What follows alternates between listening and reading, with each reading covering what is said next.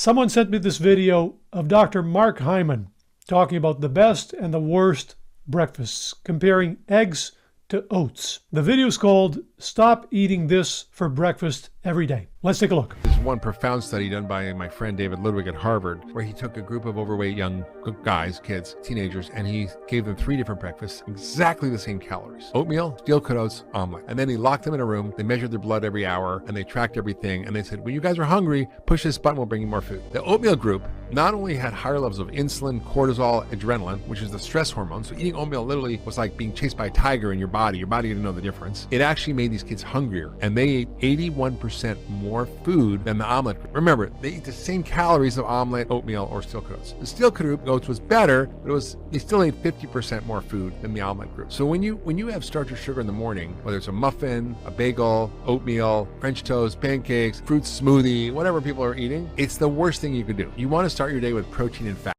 Okay, so that sounds pretty alarming, right? So we'll take a look at the actual study that he's talking about here, and we'll compare to the claims made in the video. And buckle up, because I've been doing this for a couple of years now, and this one still stunned me. So the video makes a couple statements. There is a profound study that compared 3 breakfasts: oatmeal, steel-cut oats, and omelet, with the exact same calories. The oatmeal breakfast raised insulin levels, cortisol, and adrenaline, which is the stress hormone. And he said eating oatmeal was like being chased by a tiger. Your body doesn't know the difference. Oatmeal made them hungrier. They ate 81% more than the omelet group. The steel-cut oats was better, but they still ate 50% more than the omelet. And he concluded from that when you start your day with starch or sugar, that's the worst thing you can do. You want to start your day by eating protein and fat. So I took a look at the actual study. Let's go through it.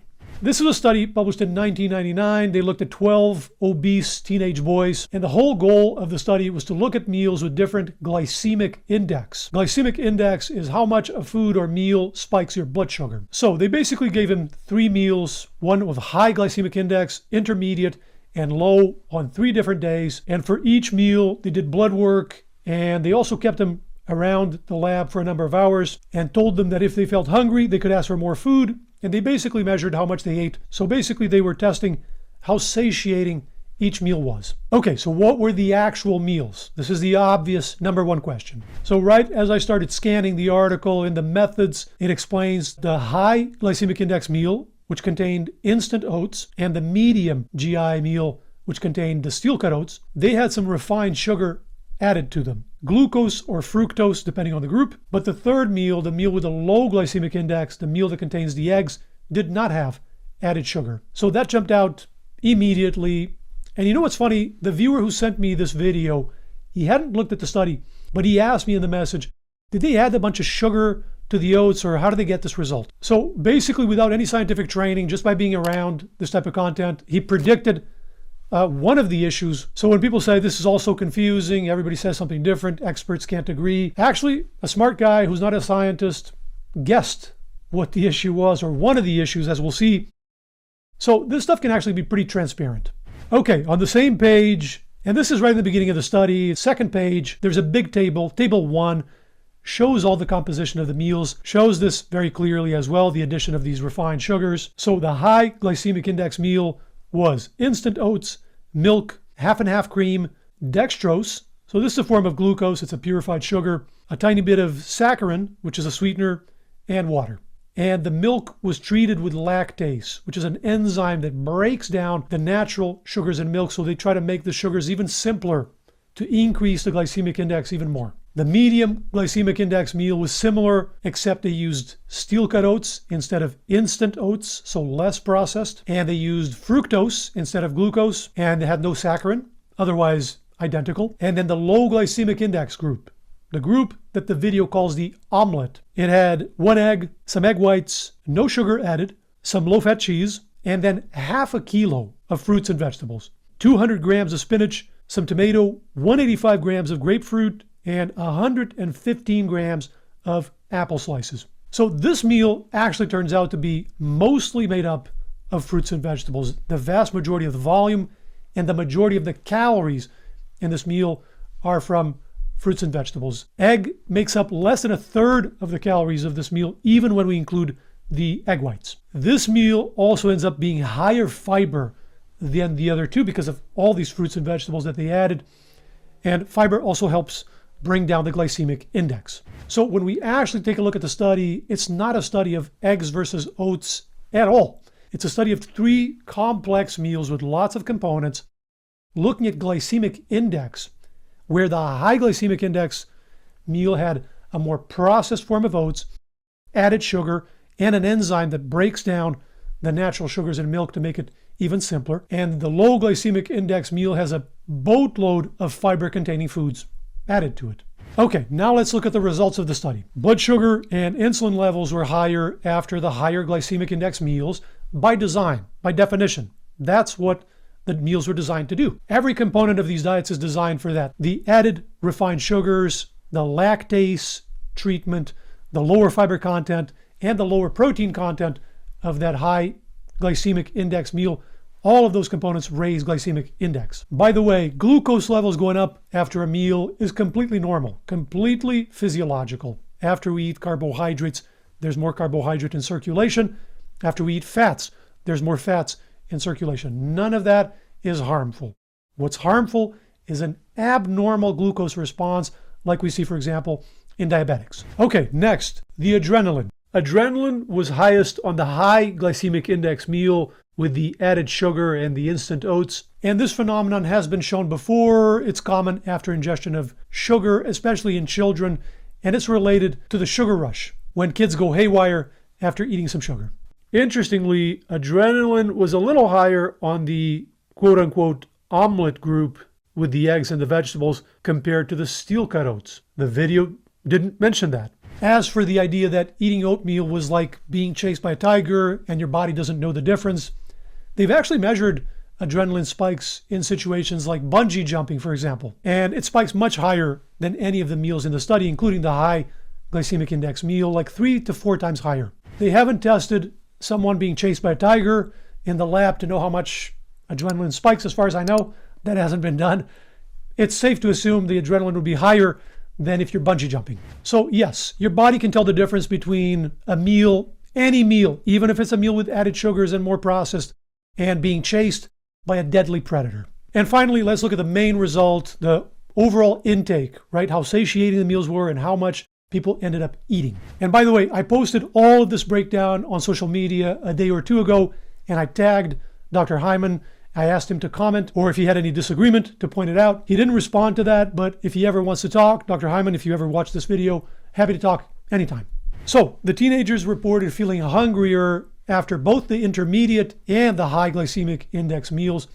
But interestingly, only the high GI meal led to overconsumption. The one with the instant oats and the dextrose and the lactase treated milk, if you remember, only that meal led to eating more after the breakfast. 81% more compared to the low GI meal, the meal with the eggs and the fruits and the vegetables. So the video states this number correctly, but then the video says the steel-cut oats were better, but they still ate 50% more than the folks on the omelet.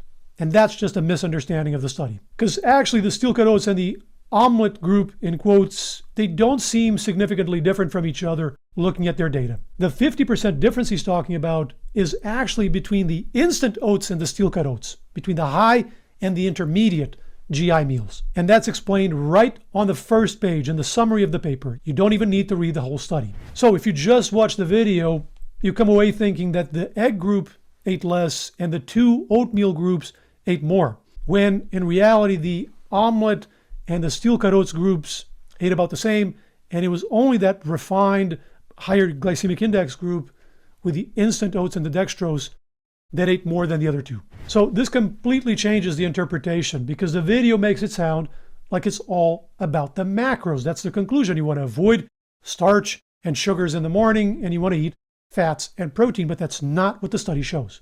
The study indicates that for satiety, the macros actually don't matter that much because the steel-cut oats and the omelet group ate about the same, even though there were differences in macronutrient intake. And what you want to avoid is the more processed oats and the added refined glucose of the high GI group. In fact, the authors say this in the paper. You don't have to take my word for it. Observed differences in energy intake can be primarily attributed to differences in the glycemic index itself, because Similar differences, although of slightly lesser magnitude, were seen when comparing the instant oatmeal to the steel-cut oatmeal. So it's not so much about whether you eat some starch or some carbs or some oatmeal in the morning.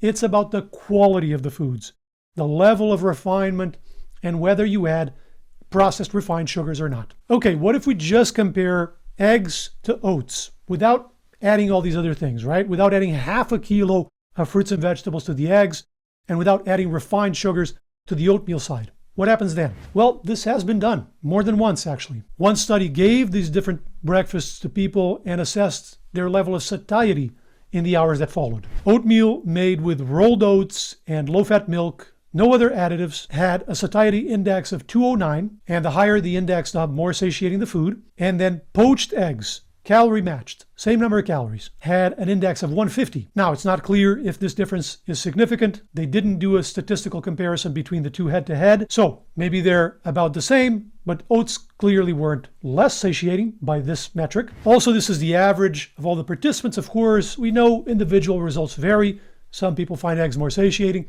Some people find oats more satiating. And finally, bear in mind that all of these studies we've looked at so far are short-term, just looking at the hours following a meal. So that might not reflect long-term behavior. That's a major limitation. So there's one randomized control trial that compared a daily breakfast of either eggs or oats. And that was done daily for 6 weeks. And their BMI and blood work was not significantly different between the groups, with one exception: their cholesterol level was lower on the oats. So to summarize, the main ideas put forward in the video and the conclusion of the video is not supported by the study cited. You could even argue that the study contradicts the conclusion of the video. Number 2, both eggs and unprocessed oats like steel-cut oats or rolled oats can be a healthy breakfast and can be part of a healthy diet with room for personalization. Depends on personal preference and circumstances. So can we all just stop with the social media circus